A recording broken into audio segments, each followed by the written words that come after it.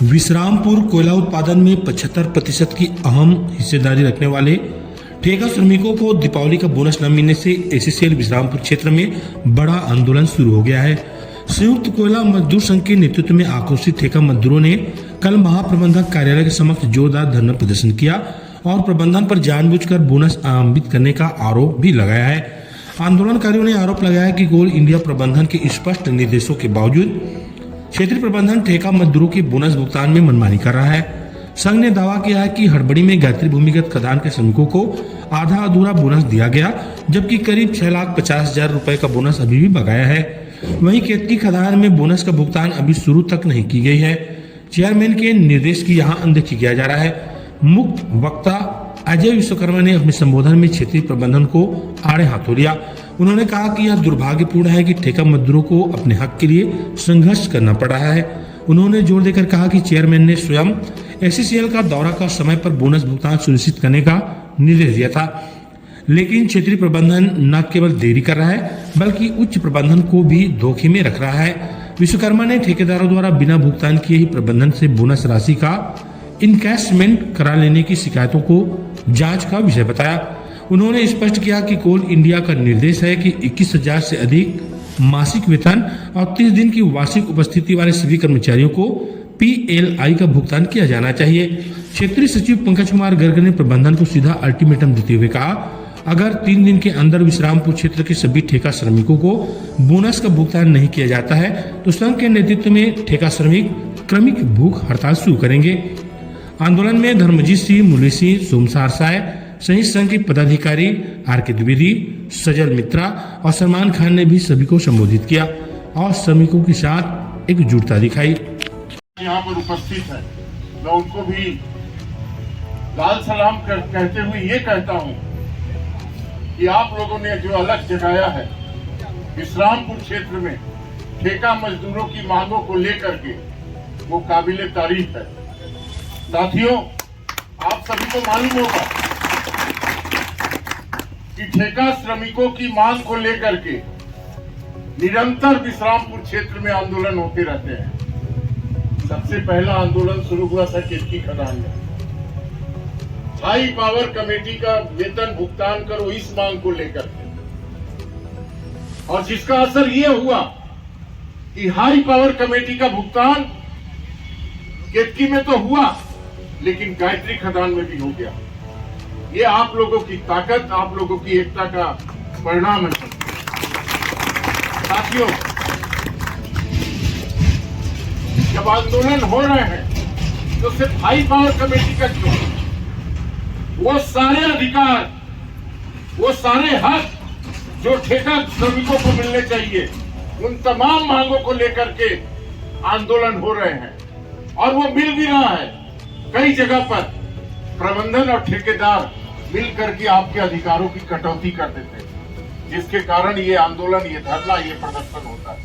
हम कोई नाजायज चीज नहीं मांग रहे हैं। जो हमारा अधिकार है, जो हमारा हक है, जो हमको मिलना चाहिए, हम उसकी मांग करते हैं। और आप लोग को बताना चाहूंगा कि तय हुआ था स्टेरिलाइजेशन कमेटी में,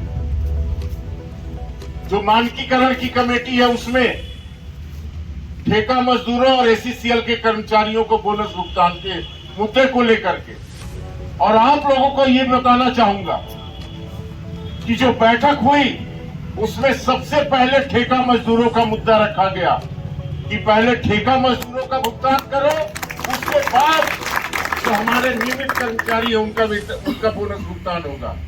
करीब 2 घंटे आप लोगों की मांग को लेकर के वहां पर बैठक हुई दिल्ली में, और तब जाकर के ये समझौता हुआ कि ठेका मजदूरों को पिछले साल की तरह 8.33 बोनस का भुगतान मिलेगा, और ये दीपावली के पहले मिलेगा। ये तय हो गया था। तय होने के बाद भी क्या कारण है कि विश्रामपुर क्षेत्र में वो लागू नहीं हुआ? आधा अधूरा, जैसी कि मुझे जानकारी मिली है, आधा अधूरा बोनस का भुगतान किया गया है। मैं एसीसीएल की भी बात करूंगा, लेकिन आप लोग को बताना चाहूंगा कि पिछले साल तो हम सारे श्रमिकों को सारे ठेका मजदूरों को बोनस का भुगतान हुआ था ना? इस साल क्यों नहीं हुआ? क्योंकि लाखों रुपए का घालमेल, लाखों रुपए का गबन ठेका मजदूरों के बोनस को लेकर के ये प्रबंधन और ये ठेकेदार करते हैं साथियों।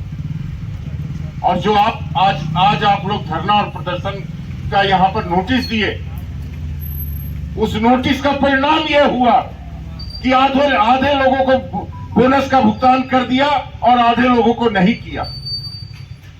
इसका मतलब है कि प्रबंधन डरता भी है। आपकी एकता से, आपकी ताकत से और इस लाल झंडे से ये मैनेजमेंट घबराता भी है, तभी आधे लोगों का भुगतान हुआ। लेकिन हमको आधे लोगों का नहीं, एक कर्मचारियों का बोनस भुगतान और जितना उनका हक है वो सारा बोनस भुगतान उनको मिलना चाहिए। इस मांग को लेकर के हम लोग यहाँ पर आज उपस्थित हुए हैं साथियों। अभी 31 अक्टूबर को, इसी 31 अक्टूबर को कोल इंडिया ने अपना 51वां स्थापना दिवस मनाया।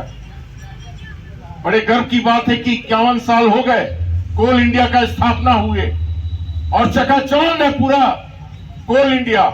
और हर जगह बताया जा रहा है कि हम लोग ठेका मजदूर और नियमित कर्मचारी उनके अधिकारों की कटौती नहीं करते हैं। मैं आपको बताना चाहूंगा कि अभी कुछ दिन पहले चेयरमैन साहब भी आए थे, कोल इंडिया के चेयरमैन, और वो रायगढ़ का दौरा किए। कागजों में उनका सारा भुगतान दिखा दिया गया। और जब चेयरमैन बिलासपुर आए तो प्रेस कॉन्फ्रेंस में बोले कि मैं रायगढ़ दौरा किया, वहां सभी लोगों का बोनस भुगतान कर दिया गया है। जब ग्राउंड रिपोर्ट पता किया गया तो किसी का बोनस भुगतान नहीं किया गया था, सिर्फ कागजों में किया गया था। और यही हाल पूरे एससीसीएल का भी है।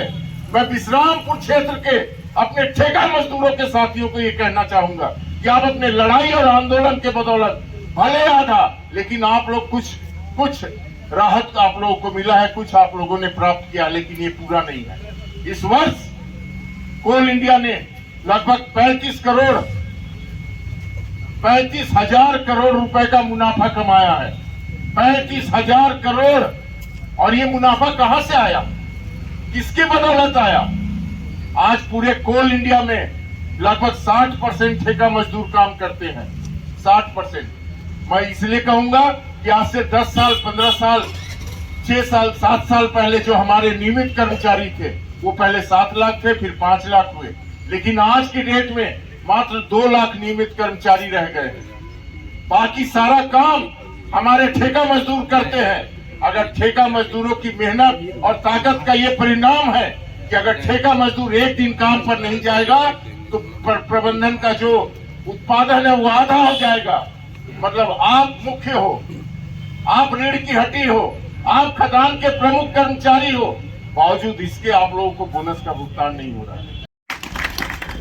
निश्चित ही एक दुखदायी बेला है कि हम लोग यहाँ उपस्थित क्यों हैं। मेरे पूर्व वक्ताओं ने आप लोगों को बड़े विवरण के साथ से बताया है, और उसमें कुछ और प्रकाश डालूंगा। निश्चित ही मानकीकरण समिति के द्वारा यह घोषणा किया जाता है कि जिन ठेका मजदूरों का इस पब्लिक सेक्टर में, कोयला उत्पादन में इस देश में 75% का योगदान है, उनको भी पीएलआई का भुगतान किया जाएगा, उनको भी बोनस का भुगतान दिया जाएगा, उनको भी जो कोल इंडिया ने लाभांश कमाया है उसका एक हिस्सा उनको भी दिया जाएगा। ये हम सभी के बीच में एक हर्ष और खुशी की लहर लेके दौड़ा था ना। जिस प्रकार से हमारे जो रेगुलर कर्मचारी हैं उन लोगों को 1,03,000 रुपए के बोनस भुगतान की घोषणा हुई, और यह भी घोषणा हुई कि ये जो बोनस भुगतान है ये दुर्गा पूजा के पहले कर दिया जाएगा। 25 तारीख को समझिए कि